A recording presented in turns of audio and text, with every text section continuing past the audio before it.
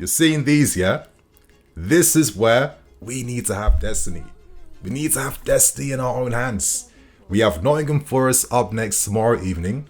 We've got 3 games left. Brighton and Bournemouth follow them.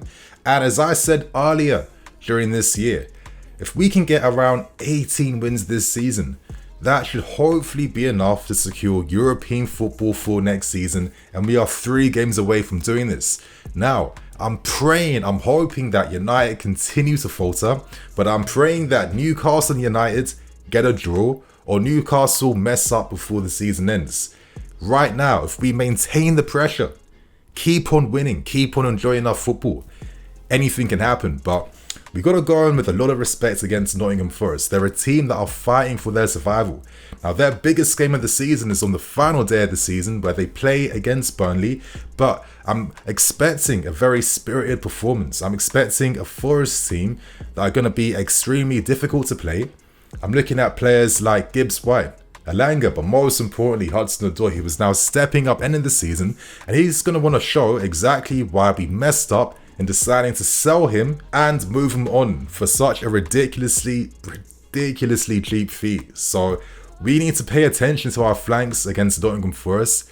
They're going to be resolute, they're going to defend, and they've already have that confidence of beating us earlier this season. But you know what? I feel like at the same time equally, we're a different kettle of fish right now. We're finding form, we're finding identity, but most importantly, we are finding our confidence. And my thought right now is this team maturing at the perfect time this season? Are they able to finally take on the pressure and help us secure European football? Because for me, I think it simply comes down to this. If the players want to see their manager, their jefe, and Mauricio Pochettino remaining here for next season, they must do everything possible in their power to make sure they get 3 guaranteed wins before the season ends, so Pochettino has an amazing chance to remain. So my friends, there's a lot to unpack in the preview today. I'm going to spend a lot of time on the press conference because, wow, so many big things to discuss. So I hope you guys enjoyed today's video. As I always say, if you feel like we can get the win against Forest and get these last 3 wins, then my friends, only hit that like button. I need to see peak positivity right now. We can do it together, yeah. So I hope you guys enjoy. But before we continue on, today's video is brought to you by Parimatch UK. So how would you like the chance to win a £50 free bet? This season, our friends over at Parimatch UK have launched their new completely free-to-play football prediction game called Hat-Trick Hunt.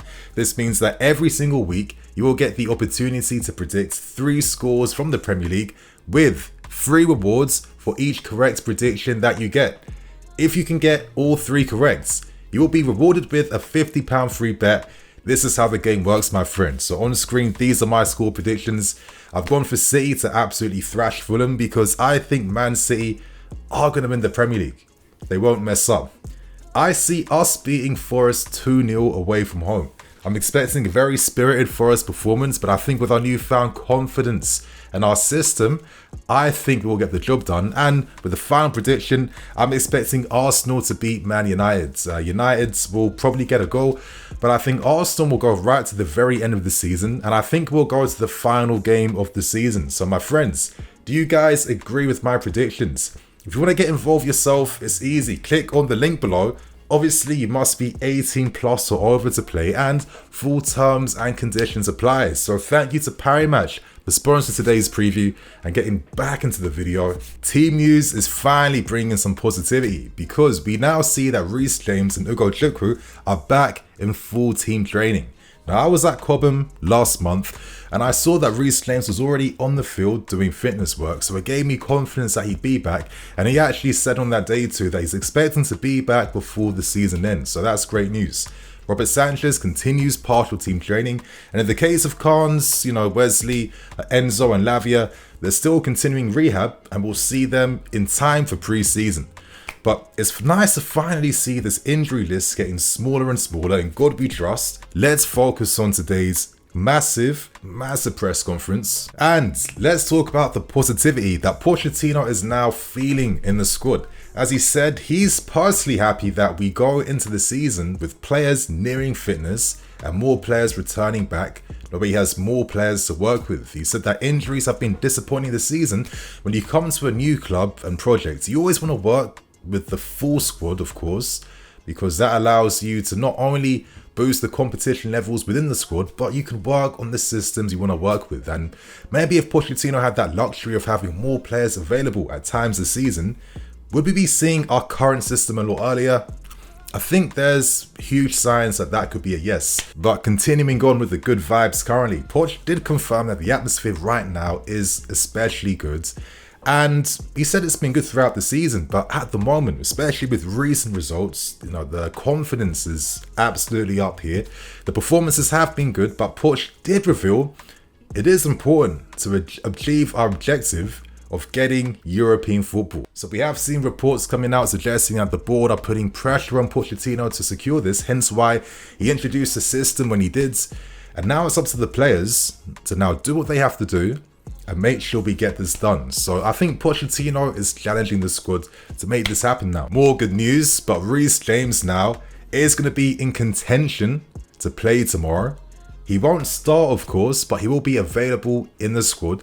And as Pochettino said, if he can play 5, 10, 15, 20, 30, one half of football, that's going to be good. And I think that's Pochettino essentially saying that I'm going to slowly reintroduce Reece James back into first team duties. That's the best thing because I want Reece to be fully fit so he can be going to the Euros this summer. I think if Reece goes to the Euros, he'll go into next season with even more confidence, knowing that the past 2 seasons have been especially hard for him with these non-stop injuries. That's been slowing down the momentum. And now we discuss the latest surrounding Pochettino's future. Now, Pochettino acknowledged the positive comments made by Todd Boehly recently in that Sportico interview. Poch said that Todd Boehly described the realities of the moment. And that's kind of reassuring, I can imagine that. Boehly understands the context, but most importantly, he feels and sees those improvements as well. Poch did state that, Boehly has been in support of him, even when moments have been tough throughout the season.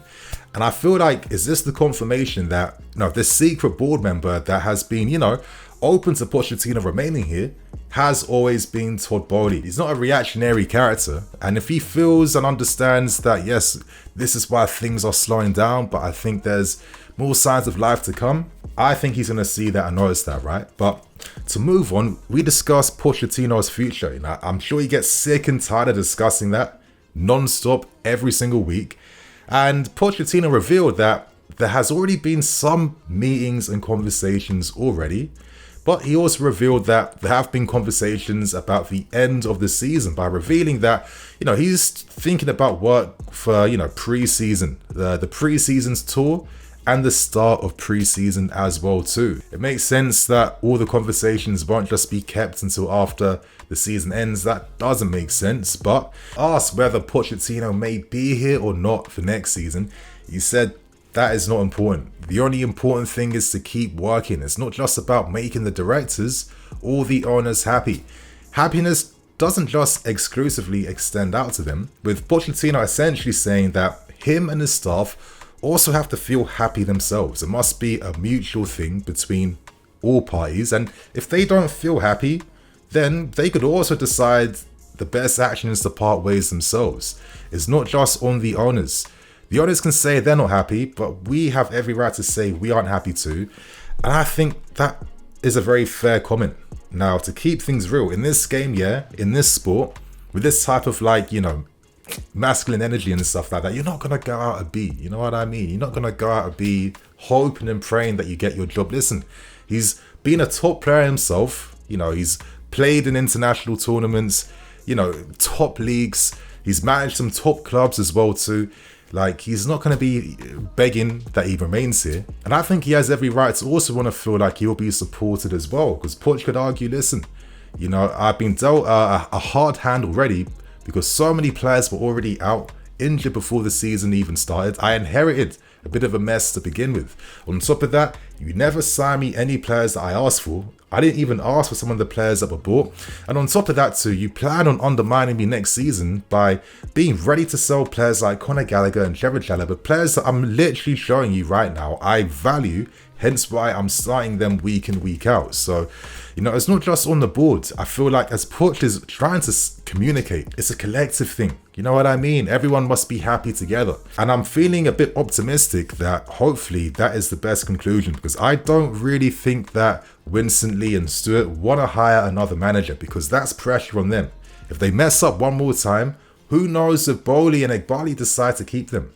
And equally, I think that Bowley and Egbali want some structure. They don't want to have to keep rebuilding and rephasing. So listen, simply this, if we get European football, I think there's a big chance Poch does remain here. So that's what I have to say on the matter. But to discuss a few more things, we discussed the development of the team and the inverted role we're seeing in Cucurella. Now, this question was asked by, the journalist Soraya, and, are we going to be seeing the inverted left back be the long-term solution for this team? Poch said in the moment, essentially it's working. Having someone in the pocket helps us, and by that, he's not saying Cucurella's in the pocket. That's Conor Gallagher that now gets to receive in the half space. We now have better connective balance with our attacking players. And obviously, Cucurella inverting in the pivot allows them to push forward, essentially. He says the players really feel confident playing this way. They know their roles. And Poch said when you lose out on players like Gusto and Reece James, these tactical solutions help the existing players in the squad. And it's up to the coaches, the staff, to find the best possibilities and strategies. But he also commended the players for having the right attitude to take on this new way of playing. And this segues into the final point about development, with Poch saying that he's been happy with the development shown this season. He reiterated that a lot of these players came to our club, their expectation levels are different. It's not the same level of expectation at Lyon or Villarreal or Monaco, etc., etc. So they had to get some time to understand that. Poch believes in the amazing potential of this squad. He's been backing these guys throughout the whole season. And he also reiterated some common sense points like, listen, a lot of these foreign players, it's their first time in the country, in the league. They need to settle. They need to acclimatize. But another point that he made is, if you're introducing 10 strangers into the dressing room, you can't expect them to be friends straight away just like that. It takes time. And I like that Poch is reiterating these details, because I think as a fans, we can really just dismiss this type of intangible stuff, which is the important glue in terms of building a successful team. So, my friends, that is everything from the press conference. We now end things with today's predicted lineup. And you're thinking to yourself, the lineup should be pretty simple and self-explanatory at this point. But equally, there has been a 7-day resting period and players are now back, full fitness and ready to start competing and start being in contention. So, does Pochettino decide to integrate some of them, or does he keep what's already working and maybe look to turn to subs? And you know what? I think I've kind of explained that myself. You guys have seen the lineup on screen. Obviously, Nico up front.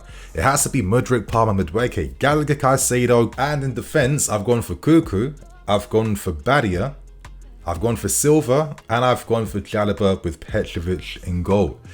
Now, for myself, I think we stick to what's working. I've gone for this defense because at the moment, I do feel like Gusto can be a better option as a sub. I think most players like Nkunku, Cole, Sterling are better coming off the bench to help affect the game.